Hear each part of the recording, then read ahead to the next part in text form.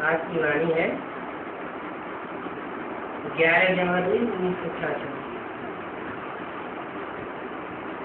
अधिकार चला है जो पिया के साथ है उनके लिए बनता। पिया बाप को कहा जाता है। बाप है परम पिता परमात्मा स्वरूप। तो जो भी आत्माएं उनके साथ है उनके लिए ज्ञान की बरसात है। जो उनके साथ नहीं है या कोई और धर्म पिता के ग्रुप में जाते हैं, माना कन्वर्ट होने वाले हैं,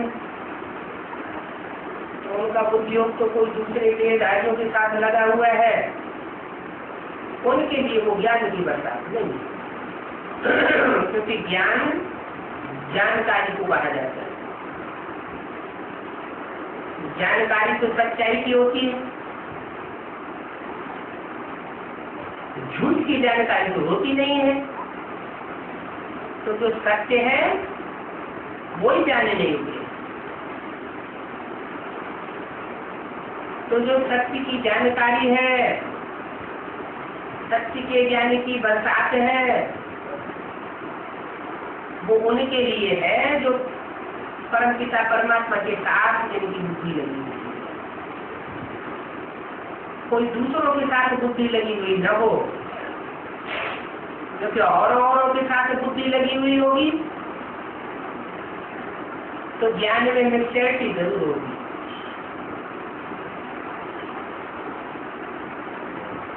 जैसे सागर के ऊपर में बादल होते हैं, तो बादल का बाप हुआ सागर।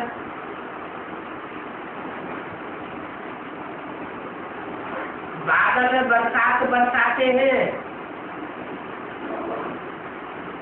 तो पानी कहाँ से लेते हैं? सागर से लेते हैं। तो ऐसे ही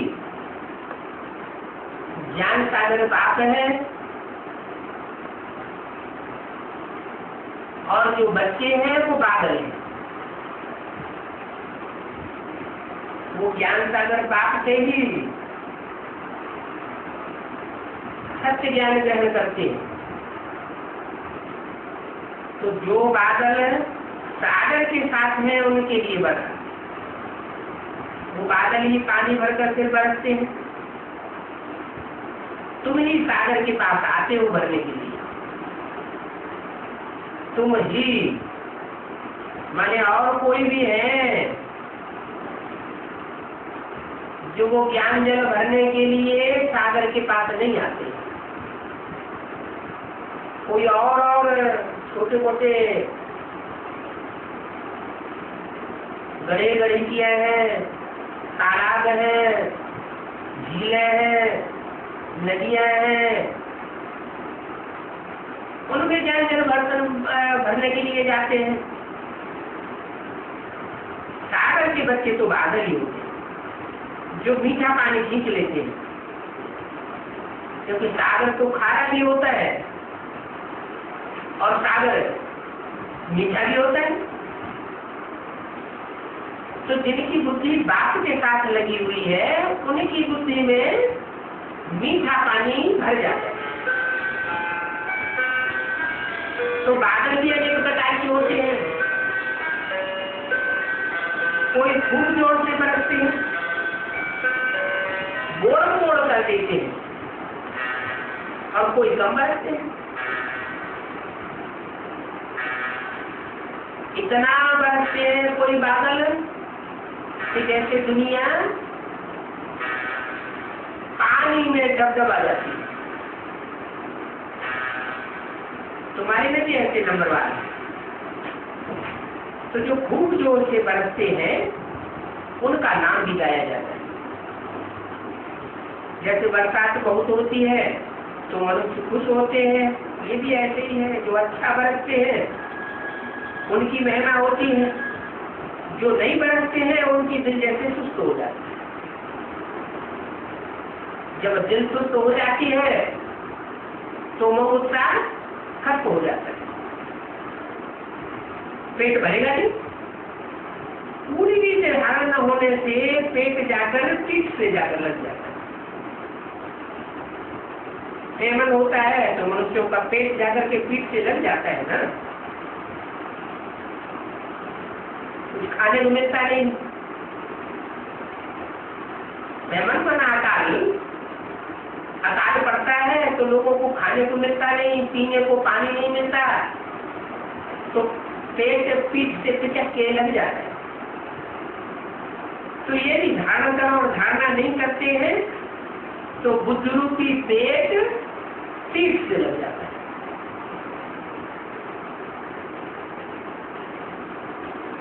खूब बरसने वाले जाकर के राजा रानी बनेंगे।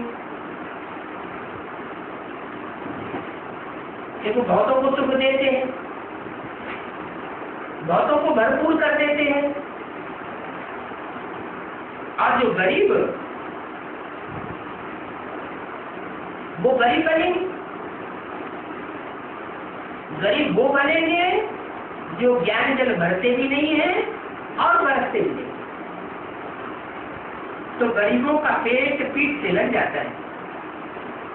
तो बच्चों को तो धारणा बहुत अच्छी रीति करनी चाहिए। ज्ञान सुनना और सुनाना एक अलग बात है, लेकिन उसको जीवन में धारण करना, प्रैक्टिकल में लाना, ये अलग बात हो जाती है।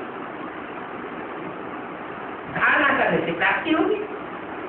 जो धारण करेगा वो दूसरों को धारण भी कराएगा। तो आत्मा परमात्मा का ज्ञान कितना सहज है। तुम अब समझते हो हमारे में भी आत्मा परमात्मा दोनों का ही ज्ञान नहीं था, तो पेट पीठ से लग गया था। मुख्य है आत्मा परमात्मा की बात। मनुष्य आत्मा को नहीं जानते हैं, तो जो आत्मा को ही नहीं जानते वो परमात्मा को कैसे जानेंगे। पहले स्वयं को तो जाने, फिर स्वयं के बाप को जाने। इतने बड़े बड़े विद्वान आचार्य पंडित हैं, कोई भी आत्मा को नहीं जानते। किसी के मुख से कब सुना? कि आत्मा ज्योति बिंदु है, सितारे में सल है, और आत्मा की याद लाने हम बिंदी लगाते हैं, टीका लगाते हैं, जो आत्मा के भ्रुकुटी के मध्य में टिकने की निशानी है। कभी किसी ने नहीं सुना है। अब तुमको मालूम हुआ है कि आत्मा अविनाशी है, उसमें 84 जन्मों से लेकर के एक जन्म तक अविनाशी पार्ट जुड़ा हुआ है। कोई आत्मा में 84 जन्मों का भी पार्ट होता है, कोई आत्मा में कम से कम एक जन्म का पार्ट होता है। तो जो चलता ही आता है, आत्मा अविनाशी है, पार्ट भी अविनाशी है। जिस आत्मा रूपी रिकॉर्ड में एक जन्म का पार्ट भरा होगा, वो रंगमंच पर आकर एक जन्म का पार्ट बनेगा, और जिसमें 84 जन्म का पार्ट भरा होगा या कम जन्मों का पार्ट भरा होगा, तो वो उतने जन्म का पार्ट बनेगा। तो बड़े बड़े विद्वान पंडित हैं, विलायत में भी जाते रहते हैं, बड़े बड़े गुरु हैं, परंतु ये नहीं समझते कि हमको आत्मा का ज्ञान ही नहीं। अलग अलग बातें बोलते रहते हैं। कोई कहते हैं आत्मा मुस्तविर है, कोई कहते हैं आत्मा हवा है, कोई कहते हैं प्राणवायु है, प्राणवायु, उदान वायु, अपान वायु, अलग अलग तरीके से बोलते रहते हैं। तुम समझते हो आत्मा का ही ज्ञान नहीं है, तो परमात्मा का ज्ञान उनको कैसे हो सकता है? बात ही आकर आत्मा परमात्मा का ज्ञान देते हैं। आत्मा कैसे ऑलराउंड पार्ट बजाती है, ये किसी को पता नहीं है। वो तो आत्मा को परमात्मा कह देते हैं। अरे आत्मा 84 के चक्कर में आती है, परमात्मा भी क्या 84 के चक्कर में आता है? अगर आत्मा को परमात्मा तो 84 के चक्कर में आना चाहिए।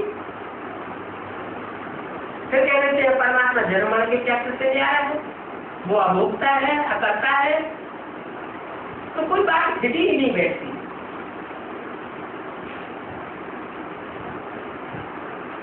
आत्मा कैसे ऑलराउंड पार्ट बजाती है, किसी को पता नहीं। तुम बच्चों को अभी आज से लेकर के अंत तक पूरा ज्ञान है, वो तो ड्रामा की आयु भी लाखों वर्ष कह देते हैं। अभी तुमको सारा ज्ञान मिला है, तुम जानते हो इस बाप के रचे हुए ज्ञान यज्ञ में सारी पुरानी दुनिया स्वाहा होगी। कौन सी पुरानी दुनिया? जो झूठा ज्ञान सुनाती है, झूठी धारणाएं कराती है, सारी दुनिया में झूठ ही झूठ में रही, झूठ सत्य की रस्ती नहीं रह सकती। तो बाप जो ज्ञान यज्ञ रचते हैं, उसमें ऐसी विनाश ज्वाला निकलती है कि ये सारा झूठ और झूठ खंड सारा खलास हो जाते हैं। इसलिए बाप कहते हैं देह सहित जो कुछ भी है वो सब भूल जाओ। इसलिए कहते हैं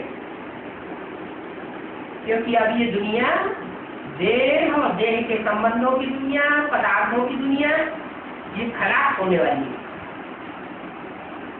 इन आंखों से जो कुछ देखते हो सब विनाशी है। आज देखने में कुछ और आता है, कल कुछ और हो जाता है।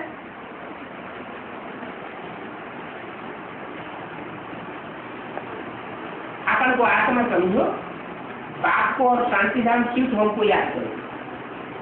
ये तो है दुख धाम, ये भी तुम्हारे लिए नंबरवार पुरुषार्थ अनुसार समझा सकते हैं। क्या? शांति धाम, सुख धाम और दुख धाम। किसको किसको याद करना है? शांति धाम और सुख धाम को याद करना है और दुख धाम को भूल जाना।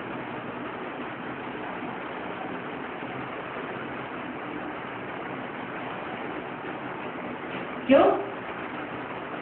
क्योंकि जैसे को याद करेंगे जन्म जन्मांतर बैठ कर ही प्राप्ति करते रहेंगे। सुखधाम को याद करेंगे,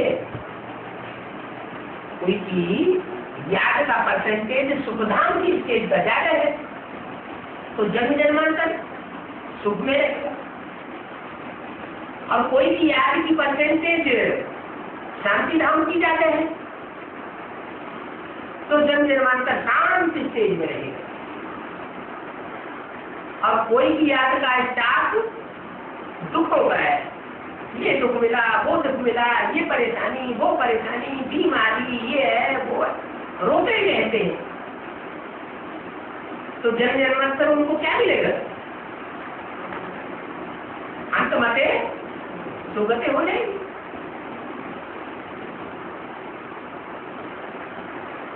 तो ये सुख धाम और शांति धाम की बातें नंबरवार को साथ संसार को बच्चे समझा सकते हैं।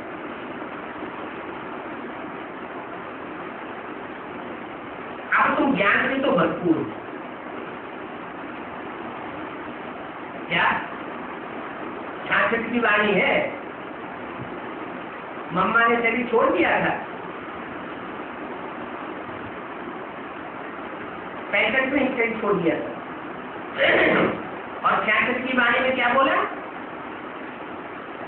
अब तुम ज्ञान से भरपूर हो, माने जितना ज्ञान था वो 66-67 तक की मुरलियों में बाबा ने बच्चों को दे दिया, बाकी मेहनत सारी है याद है।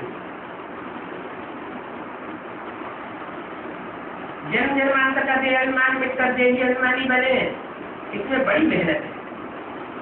कहना तो बड़ा सहज है, परंतु अपन को आत्मा समझ और बाप को भी बिंदु रूप में याद करना है। क्या कहा? बाप का जो देह अभिमानी रूप है वो याद नहीं करना है, और उसका रूप याद करना है।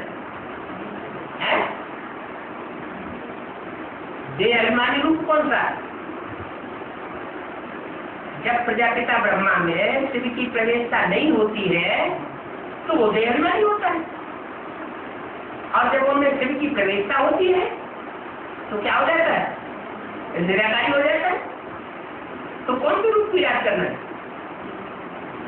जो बाप का निराकारी रूप बिंदु रूप है, देखने से भी दिखाई पड़ता है कि हाँ ये बिंदु है, जैसे और धर्म पिता है सब बिंदु है। महात्मा बुद्ध का चित्र देखो, चेहरा देखो, क्राइस्ट का चेहरा देखो, गुरु नानक का चेहरा देखो, देखने से क्या लगता है? जैसे कि आत्मा में कोई देहभान है ही नहीं, आत्मा जैसे दुनिया में है ही नहीं, परम धाम बाकी है। तो बाप को बिंदी रूप में याद करना है और अपने को भी बिंदी आत्मा समझ करके याद करना है। इसमें मेहनत है। बाप कहते हैं मैं जो हूं और जैसा हूं वैसे ही कोई मुश्किल से याद कर सकते। जैसे बाप होते हैं वैसे बच्चे होते हैं। तो अपने को जाना तो बाप को भी जान जाते। आज मध्यस्थ का ज्ञान तुम बच्चे जानते हो, और पढ़ाने वाला तो एक ही बात है, तुम पढ़ने वाले बहुत हो। ये राजयोग है। इस राजयोग में राजाई की पढ़ाई पढ़ने वाले बच्चे कैसे बाप के सहयोगी बनते हैं और बाप उन बच्चों के द्वारा कैसे राजधानी स्थापन करते हैं, वो तुम बच्चे जानते हैं। बाकी ये साथ साथ सब भक्ति मार्ग की प्राणीगिरी समझाने के लिए हमको कहना पड़ता है। क्या समझाने के लिए? शास्त्रों की जो बातें हैं, उन बातों में जो सार है, उस सार को समझाने के लिए हमें ये शास्त्र रेफर करने पड़ते हैं। शास्त्रों की बात कहनी पड़ती है, बाकी इसमें धारणा की कोई बात है नहीं। शास्त्रों में भी है ब्रह्मा की रात अर्थात घोर अंधेरा। कहाँ की यादगार? संगमित की यादगार है। ब्रह्मा जब ज्ञान सूर्य को भूल जाता है इधर उधर बुद्धि भटक जाती है बच्चों में, तो अंधेरे में चला जाता है। जब ब्रह्मा ही अंधेरे में, तो सारे ब्राह्मण भी अंधेरे में। अज्ञान का अंधेरा उनकी आंखों में छाता रहता है। घड़ी घड़ी निश्चय बुद्धि हो जा रही है। अभी अभी बाप के ऊपर निश्चय बैठेगा और अभी अभी निश्चय बुद्धि हो जा रही है। अभी अभी उनको ज्ञान सूर्य दिखाई पड़ेगा और अभी अभी वो ज्ञान सूर्य बादलों के आ जाने से तो लोप हो जाते हैं। तो बाप कहते हैं ये ब्रह्मा की रात और ब्रह्मा के दिन का रात भी समझना। संगम युग की ये बातें हैं। शाम के 7 बजेंगे और अंधेरा होता जाएगा।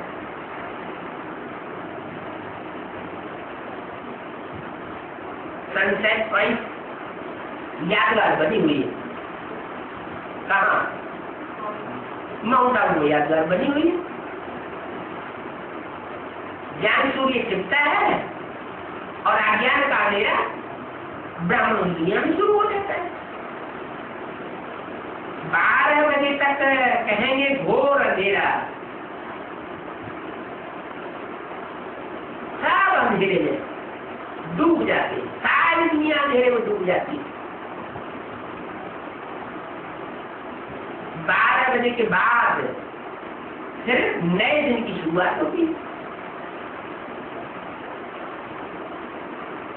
तो कोई देशों के लिए तो 12 बजे के बाद ज्ञान सूर्य उदय होता होगा ना। ये फिर है बेहद की बात, है ना। विदेशी आत्माएं ज्ञान सूर्य को पहले पहचान लेती, तो उनके लिए संशोधन पहले हो जाता है। भक्ति मार्ग का घोर अंधेरा से पाप आकर घोर सोचना करते हैं। ब्रह्मा का दिन और ब्रह्मा की रात कहते हैं, परंतु समझते थोड़े ही है कि ब्रह्मा कब अंधेरे में आता है और ब्रह्मा कब उजाले में आता है। तो सारी मनुष्य शक्ति किसकी औलाद? किसकी औलाद है? सारी मनुष्य शक्ति किसकी औलाद है? ब्रह्मा की औलाद है ना। तो ब्रह्मा ही जब अंधेरे में आ जाए तो सारी शक्ति अज्ञान अंधकार में डूब जाती। मैंने पहले ज्ञान के सोचने में ब्रह्मा को आना पड़ेगा। एक जब अंधेरे से उजाले में आता है तो सारे ही उजाले में आ जाते हैं। एक जब अंधेरे में डूबता है तो सारी दुनिया डूबने लग पड़ती है। एक के पावन बनने से सब पावन हो जाते हैं और एक के पतित बनने से सब पतित बन जाते हैं। है कहाँ की बात? अभी संगम युग की बात है। अभी संगम युग में सारी मनुष्य शक्ति पतित है या पावन है? क्या है? पतित दुनिया में सब पतित होते हैं, पावन दुनिया में सब पावन होते हैं। तो अभी सारी मनुष्य शक्ति पतित है, अंधेरे में है। ब्राह्मण की दुनिया में भी अंधेरा है। पूछते रहते हैं कब क्या होगा, विनाश कब होगा, नई दुनिया का संगठन कब बनेगा।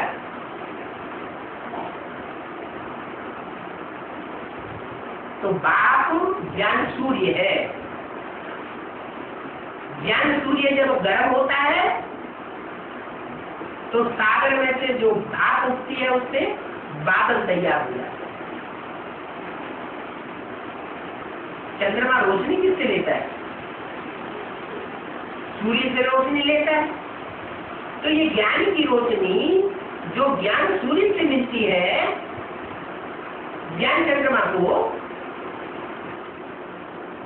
वो ज्ञान चंद्रमा ज्ञान सूर्य से रोशनी क्यों नहीं लेता? अंधेरे में क्यों रहता है? जरूर चंद्रमा के ऊपर पृथ्वी का परछाया पड़ता है। क्या? पृथ्वी माना धरणी, धरणी माने कन्याएं माताएं।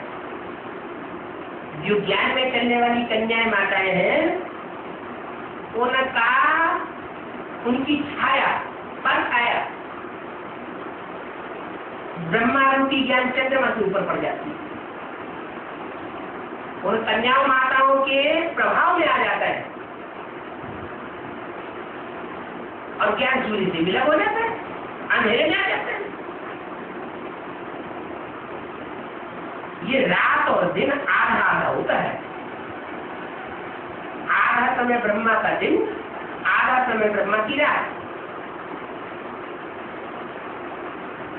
सचिव के बाद से सीढ़ी उतरना होता है। तो कितना सहज समझाया जाता है, परंतु मनुष्य समझते कहाँ है? अपन को अथॉरिटी कितनी बड़ी समझते हैं। वेदों शास्त्रों की अथॉरिटी वो या भक्तिमान, भक्तिमान की अथॉरिटी है। उनको आत्मा की अथॉरिटी तो नहीं कहेंगे। किनको? जो भी वेद शास्त्रों की अथॉरिटी हैं उनको ज्ञान मार्ग की अथॉरिटी नहीं कहेंगे। वो सिर्फ अथॉरिटी है भक्ति मार्ग की। बाप को आत्माई की अथॉरिटी कहा जाता है। वो आत्माई की बाप ही अथॉरिटी है ना कि शास्त्रादि पढ़ने वाले। वो तो आत्माई का अर्थ भी नहीं समझते। वो तो समझते हैं कि वो बड़े कबर। भगवान इतने समर्थ है कि जो चाहे तो कर सकते हैं। अब भगवान क्या जादूगरों बाजीगरों की तरह कोई छुमंतर गाली करेगा क्या? 11 की 66 की वाणी का दूसरा पेज। बाप तो कहते हैं जैसे तुम इस ड्रामा के बंधन में बंधे हुए हो। ये 5000 वर्ष का जो ड्रामा है ना, इसमें जैसे तुम बंधन में बंधे हुए हो, ऐसे मैं भी ड्रामा के बंधन में बांधा हुआ हूं। मैं भी ड्रामा के बरखिलाफ कोई काम नहीं कर सकता, जो चाहे तो नहीं कर सकता। जैसे तुम बंधे हुए हो, तुम्हारी आत्मा में अगर 84 जन्मों का पार्ट भरा हुआ है ड्रामा में, तो तुम 84 जन्म लेने ही है। तुम ऐसे ही मेरी आत्मा में भी 84 जन्मों का तो पार्ट नहीं बंधा हुआ है, लेकिन मैं इस ड्रामा के बंधन में बांधा हुआ जरूर हूं। एक जन्म के लिए आकर के तुम बच्चों को मारा मारा करके बताता हूं, ये मेरा पार्ट है ज्ञान सुनाने का और पतितों को पावन बनाने का। भारत पर तो कितनी आफतें आती रहती है। तो द्वापर युग से लेकर के कलयुग के अंत तक कितनी आफतें आती है भारत पर, कितने आक्रमण होते हैं विदेशियों के। तो क्या मैं घड़ी घड़ी आता रहता हूँ? नहीं, मेरे पार्ट की भी लिमिट है। हर युग में मैं नहीं आता हूँ। मैं सिर्फ कलयुग के अंत और सत्युग का आदि जब होना होता है तो संगम पर आता हूँ। जब ये सृष्टि पूरा सुखधाम बन जाती है, पूरा सुखधाम बने तब मैं आऊं।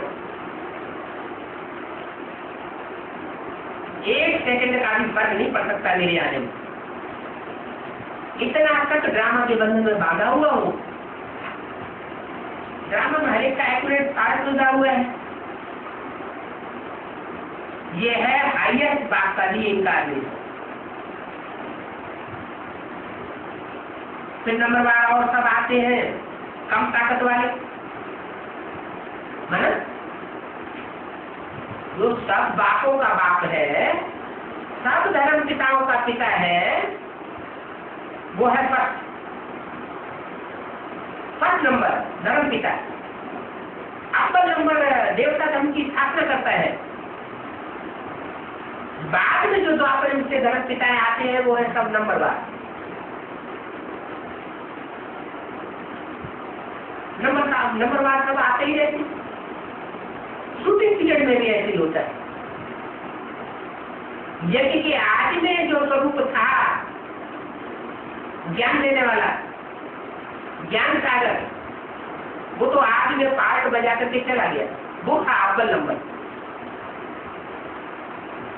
उसके द्वारा जो बीजू की स्टेज में पार्ट बजाया गया, उससे क्रांति में नरक की दुनिया के बीच में स्वर्ग का नजारा एक सैंपल तैयार कर दिया गया।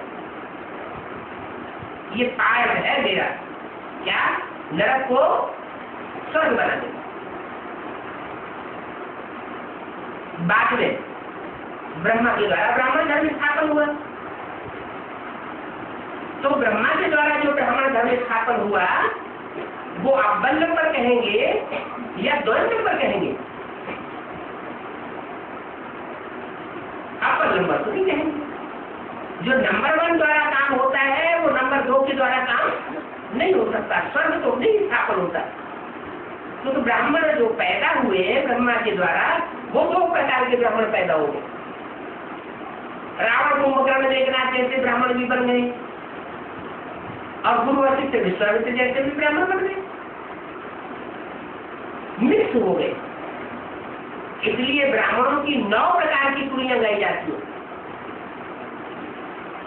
माना जो 9 मुख्य धर्म है सारी दुनिया में, सतयुग आदि से लेकर कलयुग अंत तक स्थापन होने वाले, उन 9 मुख्य धर्मों में से चुनी हुई श्रेष्ठ आत्माएं ब्राह्मण धर्म में आती है। और जो जिस धर्म से आता है, जितने उनके नंबरवार धर्म से आता है, उतनी ही धारणा करता है। जिन ब्राह्मणों में कम धारणा होती है वो बाद वाले नंबर के गिने जाते हैं। जिनमें ऊंची धारणा होती है वो अव्वल नंबर के सूर्यवंशी गिने जाते हैं। द्वैत नंबर की धारणा होगी तो चंद्रवंशी गिने जाएंगे। तीसरे नंबर की धारणा होगी तो इस्लामी वंशी गिने जाएंगे। तो नंबर सब आते हैं कम ताकत वाले। ड्रामा में हीरो हीरोइन पाठधारी होते हैं, फिर पिछाड़ी में 4 नंबर वाले रहते हैं।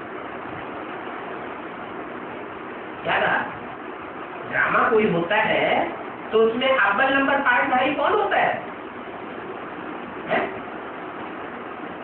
उसको क्या कहते हैं? अरे हीरो कहते हैं ना, वो हुआ अव्वल नंबर। फिर 2 नंबर का पाठधारी कौन हुआ? है? कौन हुआ? हीरो के बाद हीरोइन। तो यहाँ हीरो कौन है और हीरोइन कौन है ब्राह्मण की संगमी दुनिया में? ब्राह्मणों की जो वर्तमान समय संगमी की दुनिया चल रही है उसमें हीरो पाठधारी कौन है और हीरोइन के रूप में पाठधारी कौन है?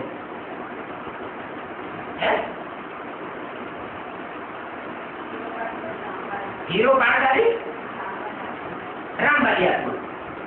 अच्छा, राम वाली आत्मा किस रूप से पाठ में जाती है? शंकर के रूप में पाठ। एवरलास्टिंग शंकर का पाठ बीच का है या अंतमध्य सोगते का है? अंतिम पाठ क्या है संपन्न स्टेज का? लक्ष्मी नारायण और लक्ष्मी। तो लक्ष्मी नारायण जो पाठधारी है वो हीरो हीरोइन है। तो अभी तुम बच्चों को कितनी नारी मिलती है? ये हीरो हीरोइन पाठधारी ब्राह्मणों की संगम की दुनिया में प्रत्यक्ष होते हैं ना। तुम विश्व के मालिक बन जाते हो। जब तुम हीरो के रूप में संसार में प्रत्यक्ष होते हो तो तुम तो विश्व के मालिक बन जाते हो। तुम्हारे फुल फोर्स की ताकत तुम्हारे में आ जाती है। उसके बाद 2 नंबर के फोर्स की ताकत किसमें होती है? कौन की आत्मा में होती है? नारायण के साथ लक्ष्मी।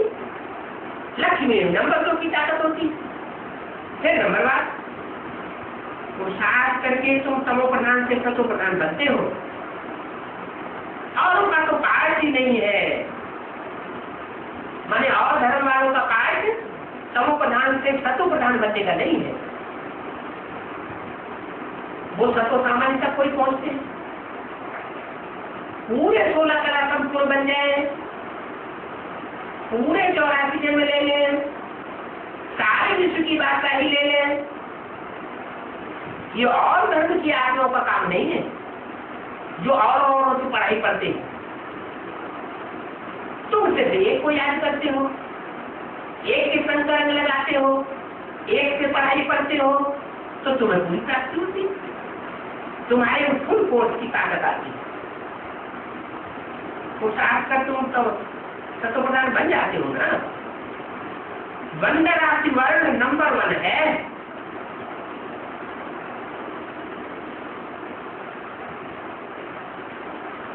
जिसका नॉलेज अभी तुमको मिलता है, बाकी तो सब है मटेरियल, क्योंकि वो सारा दिन आंखों से देखा जाता है। वंडर ऑफ वर्ल्ड तो बाबा है जो कि स्वर्ग रखते। सारी दुनिया में सबसे ज्यादा वंडरफुल पार्ट किसका है? शिव बाबा। वंडर ऑफ द वर्ल्ड बाबा है जो कि स्वर्ग रखते हैं, जिसको हेवन पैराडाइज कहते हैं।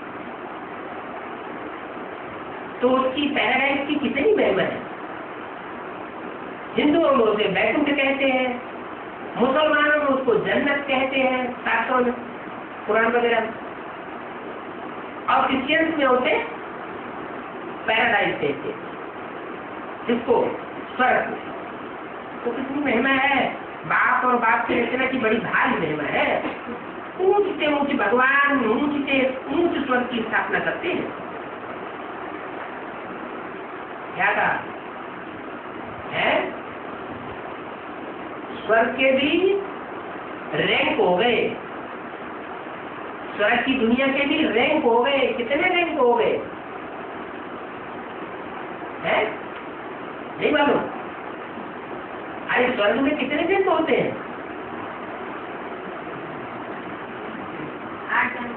21 जन्म होते हैं ना। है? स्वर्ग में 21 जन्म होते हैं। उसमें पहली स्वर्ग भी दिखता है। अगर खुद स्वर्ग कहे तो सत्ययुग है। सत्ययुग में कितने जन्म होते हैं?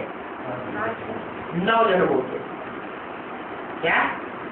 जो अव्वल नंबर स्वर्ग है उसमें 9 जन्म होते हैं। एक तो डायरेक्ट नर से नारायण बनने वाले विश्व के मालिक, उनका भी स्वर्गीय संगठन बनता है। फिर उनसे जन्म लेने वाले राधा कृष्ण जो 16 कला संपूर्ण बनते हैं, उनका भी अव्वल नंबर स्वर्ग कहेंगे। उसके बाद जो नारायण आते हैं वो कम कलाओं वाले आते हैं, उनको फिर नंबरवार स्वर्ग रखने वाला थे। क्यों वो नंबरवार क्यों बन जाते हैं? इसीलिए नंबरवार बन जाते हैं कि वो दूसरों के प्रभाव में आ जाते हैं,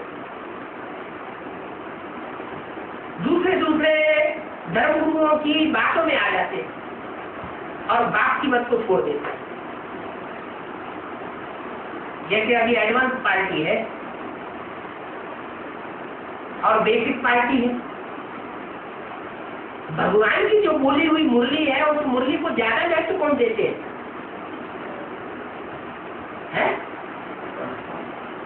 एडवांस पार्टी ज्यादा महत्व देती है। तो भगवान की बोली हुई वाणी को जो ज्यादा महत्व देगा वो ऊंचा पद पाएगा ना, ये नंबरवार पाएगा, ऊंचा पद पाएगा। फिर एडवांस पार्टी में भी अगर कोई ऐसे है जो दूसरों की बात पर पढ़ते हैं तो वो भी नंबरवार हो जाते हैं। माला में उनके भी नंबर गिने जाएंगे। कोई नीचा बढ़ता, कोई ऊंचा बढ़ता हो जाएगा, कोई ऊंचे ग्रुप का होगा, दाई ओर का सबसे ऊंचा वाला ग्रुप जरूर सूरज कहा जाएगा। तो ऊंच से ऊंच स्वर्ग की स्थापना बाप कैसे करते हैं? तो ऊंच से ऊंच जो स्वर्ग होगा वो कितने कला संपन्न होगा? है? कला संपन्न होगा या कलातीत होगा? क्या होगा? 16 कलाओं से भी उनकी स्टेज का सुख होगा, क्योंकि सचिव में तो जो स्वर्ग होगा, स्वर्ग का सुख भोगेंगे, वो 16 कला में लिमिट में बंधा हुआ होगा। और तुम ब्राह्मण जो सूर्यवंशी बच्चे बनते हो, नई दुनिया का संगठन स्थापन करने वाले अपने पुरुषार्थ से, वो तो 16 कला संपूर्ण से भी उनकी स्टेज का सुख भोग जाते, जिसे कहते हैं स्वर्ण संगम युग, क्योंकि उस समय बाप भी मौजूद होता है। सचिव में तो बाप मौजूद नहीं होगा, तो उनका सुख बढ़ गया ना। तो उनके ऊपर की स्थापना बाप कैसे करते हैं, ये कोई कुछ नहीं जानता। कोई माना कौन नहीं जानते? जो दूसरे धर्मों से प्रभावित हो जाते हैं, वो इन बातों की गहराई को नहीं जानते। तुम मीठे मीठे बच्चे भी पुरुषार्थ अनुसार जानते हो क्या? तुम जानते तो हो है, ऊंचे ऊंचे स्वर्ग में जाएंगे तो, लेकिन तुम्हारे भी मर्तबे नंबरवार हो जाएंगे, सब एक जैसा मर्तबा प्राप्त नहीं करेंगे। और जिस अनुसार जानते हो उसी अनुसार से पद पाते हो। जिसमें जितना गहरा ज्ञान होगा, जितना ऊंचा ज्ञान होगा, जितना ज्ञान जाति उठाया होगा, वो उतना ऊंचा पद पाएगा। दुनिया में भी ऐसे ही होता है। जो ज्यादा डिग्रियां पास करता है वो ऊंची कुर्सी पर बैठता है, और जिसने कम पढ़ाई पढ़ी होगी, प्राइमरी स्कूल या मिडिल स्कूल पास किया होगा, हाई स्कूल पास किया होगा, वो चपरासी अपराधी बन जाए, ऊंची कुर्सी तो नहीं प्राप्त करता। तो ऐसे यहाँ भी ईश्वरीय गॉडली नॉलेज जो है, इसमें भी जो जितना ज्ञान की गहराई को धारण करता है, वो उतना ही उच्च पद पाने वाला बन जाता है। तो जिसने जो पुरुषार्थ किया है, ड्रामानुसार वही करते रहते हैं। पुरुषार्थ बिना तो कुछ भी मिल नहीं सकता है। कर्म बिना कोई एक सेकंड भी रह नहीं सकता। क्या वो अतियोगी क्या करते हैं? बत्ती लगाओ। कितने दिन की बत्ती? 2 दिन की बत्ती, 3 दिन की बत्ती, 1 साल की बत्ती, 3 महीने की बत्ती। अरे हाथ पांव बांध करके बैठने से, कर्मधारा को छोड़ करके बैठने से क्या प्राप्ति हो जाएगी? अरे कर्मेंद्रियां हैं तो कर्मेंद्रियों से कर्म भी करते रहो, और मन बुद्धि से बाप को याद करते रहो। एक होता है जबरदस्ती याद करना, और एक होता है सहज सहज स्वाभाविक रूप से याद करना। सच्ची याद कौन सी है?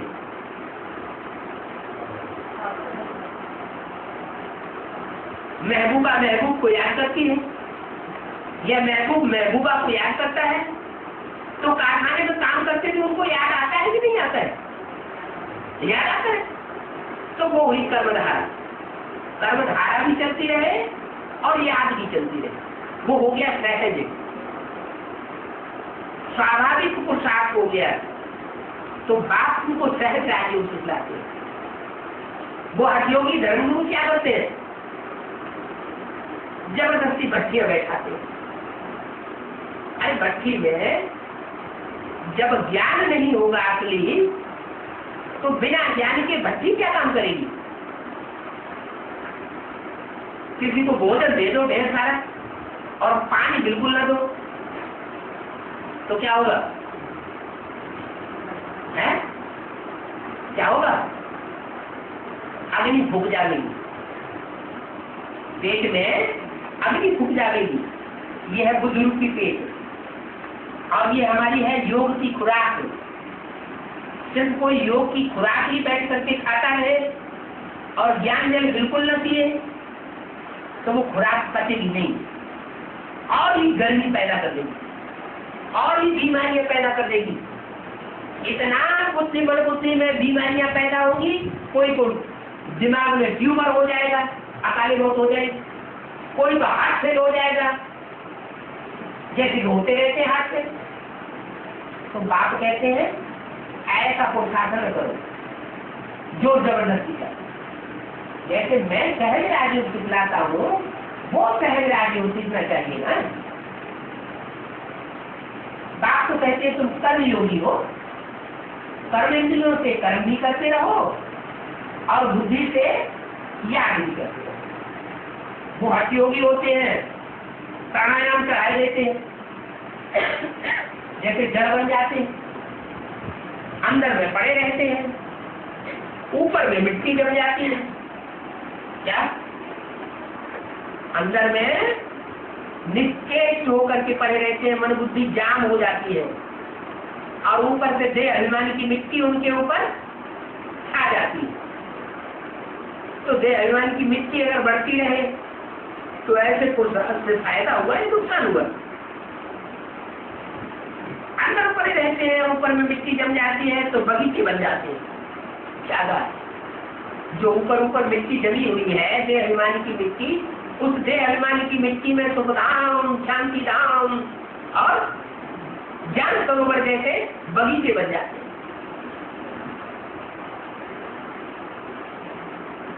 मिट्टी जम जाती है तो ऊपर ऊपर बगीचे बन जाते हैं। मिट्टी के ऊपर पानी पड़ने से वो पौधे जम जाते, परंतु उसमें कुछ भी फायदा नहीं है। क्या वो ईंटों के सुख धाम, ईंटों के शांति धाम, ईंटों का ज्ञान सरोवर बनाए लो, उससे कोई फायदा होने वाला नहीं है। कितना दिन ऐसे बैठे रहेंगे, आखिर तो बंदा फोड़ होगा भी नहीं। कर्म तो करना है, कर्म सन्यासी कोई बन ही नहीं सकता। कर्म धारा को हमेशा के लिए कोई छोड़ दे ऐसे हो ही नहीं सकता। अरे नाक है तो नाक से सांस लेगा या नहीं लेगा? लेना ही पड़ेगी। आंख है तो आंख से देखेगा या नहीं देखेगा? देखना ही पड़ेगा। कान है तो कान से सुनेगा कि नहीं सुनेगा? कि सारी जिंदगी सुना करता रहेगा? तो जो भी इंद्रिय है उन इंद्रियों से हठयोग नहीं करना चाहिए। हाँ, कोई खाना आज नहीं बनाते हैं सन्यासी वगैरह, इसलिए उनको कर्म सन्यासी कह देते। वो पका पकाया भोजन कमंडल ले जाते हैं और भीख मांग के खा लेते हैं। तो ये भी इनका ड्रामा में पार्ट है। क्या खुद अपना भोजन तैयार न करना, अपने लिए अपने पेट की कमाई न करना, क्या करना? बना बनाया भोजन बीच में मांग लेना। क्या ड्रामा उनका पार्ट है? भीख मांगने का इनका पार्ट है। ये निवृत्ति मार्ग वाले नहीं होते तो भी भारत की बहुत बुरी हालत हो जाती। आखिर निवृत्ति मार्ग वाले सन्यासियों ने भारत को थोड़ा तो समाया। चलो प्रवृत्ति मार्ग की देवताओं जैसी पवित्रता को धारण नहीं कर सके, फिर भी हठयोगियों के हठयोग करके भी थोड़ी तो पवित्रता को धारण किया ना। भारत नंबर 1 प्योर था। बाप पहले प्योरिटी स्थापन करता है। सत्युग में प्योरिटी इज फर्स्ट। जो प्योरिटी फिर आधा कल्प करती है। और ये जो सन्यासी अल्पकाल की पवित्रता धारण करते हैं, ये आधा कल्प तो क्या एक युग भी नहीं चलती, एक जन्म भी नहीं चलती पूरी। बरोबर सत्युग में एक घर में एक राज्य था, फिर रीति राज्य आकर के हुआ। मनुष्यों ने तो सबको पतित बना दिया। क्या था? सबको माने किसको? मनुष्य गुरु जो हुए उन गुरुओं ने सारी मनुष्य शक्ति को पतित बनाया। सिर्फ मनुष्य शक्ति ही नहीं, मनुष्य शक्ति जब पतित बनती है तो कीड़े मकोड़े पशु पक्षी सब पतित होने लग पड़ते हैं। तो सारी मनुष्य की पतित बन गई। पावन दुनिया में तो कोई पतित होता ही नहीं, पतित बनते ही है रावण राज्य में। ज्यादा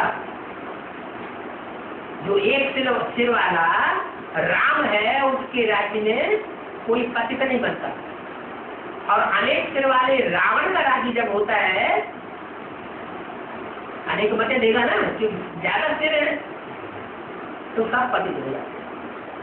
तो क्या करना चाहिए? एक ही मत पर चलना चाहिए या अनेकों की मत पर चलना चाहिए? एक ही मत पर चलना चाहिए। और जिसे एक ही मत पर चले वो भी कोई गधा घोड़ा या कच्छ बच्चा अवतार लेने वाला नहीं हो, ऐसा जर्नलिस्ट का पार्ट बनाने वाला ना हो, ऊंचे से ऊंचे सरकार होना चाहिए। ऊंचे से ऊंचे की मत पर चलेंगे तो ऊंचे से ऊंचा पद बनेगा। तो अभी तुम कितनी अच्छी समझते हो? कृष्ण को श्याम सुंदर क्यों कहते हैं? कारण क्या है कि कृष्ण को श्याम भी कहते हैं तो सुंदर भी कहते हैं? सुंदर श्याम नहीं कहते, क्या कारण? कि कृष्ण की आत्मा जरूर पहले श्याम पार्ट बजाने वाली होती है, काला पार्ट बजाने वाली होती है, सारी दुनिया ग्लानि करती है, कलम की धरा अवतार का संसार में प्रसिद्धि हो जाती है, कलम धार कर लेता है। फिर जो कलम का धार करता है डबल कलम की धर बनता है, वो डबल दिलताज बन जाता है। तो ये तुम्हारा पार्ट है, पहले श्याम और फिर बाद में सुंदर बनने। आजकल तो बहुत ही ऐसे ऐसे नाम रख देते हैं, मनुष्यों के भी नाम रख देते हैं श्याम सुंदर। जैसे ब्रह्मा बाबा का नाम क्या रख दिया कि ब्रह्मा बाबा ने कौन सा पार्ट बजाया? ब्रह्मा बाबा श्याम सुंदर थे। अरे वो पतित धन था या पावन धन था? पतित धन था तो श्याम पार्ट कहेंगे, पावन पार्ट थोड़ी कहेंगे। नहीं, इस जन्म में श्याम पार्ट बजाया, सचमुच में जाके सुंदर बनेगा। तो जो नाम होता है वो एक जन्म का नाम होता है, एक शरीर का नाम होता है, या दो शरीरों का नाम होता है? नाम तो एक शरीर के ऊपर पड़ता है। तो श्याम सुंदर या तो इस जन्म में होगा या अगले जन्म में होगा। दोनों पार्ट एक ही शरीर के ऊपर कैसे हो सकते हैं? हो सकते हैं या नहीं हो सकते हैं? हो सकते हैं। किसके? जो डायरेक्ट नर से नारायण बनते हैं, जिनका पार्ट डायरेक्ट नर से नारायण बनने का है, वो आत्मा इसी जन्म में शरीर से पतित होती है और इसी जन्म में इसी शरीर से पावन बन जाती है। इसी जन्म में एक ही शरीर में फुल बैगर बनते हैं और अगले जन्म में फुल प्रिंस बन जाते हैं। बाकी कृष्ण के चोले का गाय नहीं है। हाँ, कृष्ण का चोला जब शरीर छूट जाता है अंतिम जन्म में, तो वो आत्मा कोई ऐसे ब्राह्मण बच्चे में प्रवेश करती है जो पहले कभी त्रेता में राम थी, और प्रवेश करके वो कृष्ण की सोल काला पार्ट बजाती है। इतना काला मुंह वाला पार्ट बजाती है, इतना श्याम पार्ट बजाती है कि दुनिया में इतना श्याम पार्ट कोई बजा ही नहीं सकता। और फिर वही सोल जब उसकी बुद्धि में बैठ जाता है कि सृष्टि पर ज्ञान सूरी का पार्ट बजाने वाला प्रैक्टिकल स्वरूप कौन है, तो वो सुंदर बन जाता है। इसलिए बोला, एक के सुंदर बनने से सब सुंदर बन जाते हैं, एक के पतित बनने से सब पतित बन जाते हैं। तो आजकल बहुतों के ऐसे नाम रख देते हैं, सब कोई कृष्ण से कंपटीशन करने लग पड़े। भक्ति मार्ग में तो मनुष्य जैसे इडियट बन जाते, तुम बच्चे जानते हो पतित राजा कैसे पावन राजाओं के आगे माथा टेकते हैं। भक्ति मार्ग में पतित राजा होते हैं, जैसे राजा विक्रमादित्य पतित बना तो उसने शिवलिंग बनाया, बाजू में शंकर की मूर्ति रख दी, शंकर देवता की मूर्ति बना करके और उनकी पूजा की, तो पूजा करने वाला पतित हुआ और जिसकी मूर्ति रख दी वो हुआ पावन। ऐसे ही सीढ़ी के चित्र में ये भी दिखाया गया है कि आगे चलकर राम सीता की पूजा करते हैं, राम सीता पावन और पूजा करने वाले पतित। ये शूटिंग भी कहाँ होती है? ब्राह्मणों की संजोने की दुनिया में इस बात की भी शूटिंग होती है। जिस राम वाले व्यक्तित्व में अंतिम चोरी में परमात्मा शिव प्रवेश करते हैं और प्रवेश करके संसार के सामने नारायण के रूप में प्रत्यक्ष होते हैं, तो जो उस स्वरूप को पूरा नित्यात्मक बुद्धि से नहीं पहचान पाते वो फिर उसकी पूजा करते हैं। बुलाएंगे, हे पतित पावन आओ, पूजा करेंगे, चिरौनी करेंगे, उसके मंदिर में जाएंगे, मंदिर माना जाए। तो जो पतित होते हैं वो पावन के यहाँ जाकर के माथा टेकते हैं। माथा टेकना माना बुद्धि को झुकाना, उनकी बातों को मानना पड़ता है, परंतु जानते थोड़े ही हैं कि हम पतित हैं और हम माथा झुकाने वाले नहीं जानते हैं तो बार बार अनिश्चय बुद्धि बनते हैं। तुम अभी समझते हो जो पूजी थे वही तो पुजारी बने हैं, वो फिर भगवान के लिए कह देते हैं कि आप ही पूजे, आप ही पुजारी। अरे भगवान पूजे पुजारी थोड़ी बनता है, भगवान तो सदा क्या है, ऊंचे है कि एवर की ऊंचे है, वो तो सदैव एवर की ओर है। वो फिर भगवान के लिए कह देते हैं आप ही पूजे, आप ही पुजारी। अभी तुम्हारी बुद्धि में ये तारा चक्र है, ये भी याद रहे तो तुम्हारी अवस्था बड़ी अच्छी रहेगी। परंतु माया बच्चों को स्मरण करने नहीं देती है,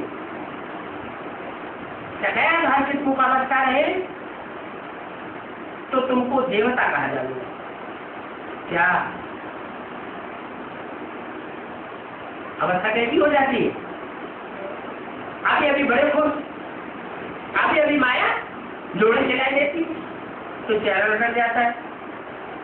जब चेहरा लटक जाता है तो कहेंगे अभी ये देवता बना इनका खलास हो गया। देवता बने ही नहीं है। जो देवता बन जाएगा एक बार तो फिर वो सदैव ही 2500 वर्ष तक वो आत्मा हर्षित मुख चेहरे वाली बनी रहेगी। देवताएं वहां सदैव हर्षित रहते हैं। लक्ष्मी नारायण के चित्र को देख करके कितनी खुशी होती है, तो उन देवताओं के जड़ चित्रों को ही लेकर के इतनी खुशी होती है। तो जो चैतन्य में लक्ष्मी नारायण बन जाएंगे या लक्ष्मी नारायण जैसे बन जाएंगे, नारायण समान देवता बन जाएंगे, उनको देखने से कितनी खुशी होगी। राधा कृष्ण अथवा राम सीता को देख करके इतनी खुशी नहीं होती है, लेकिन लक्ष्मी नारायण को देख करके बहुत खुशी होती है। क्यों क्यों इतनी खुशी होती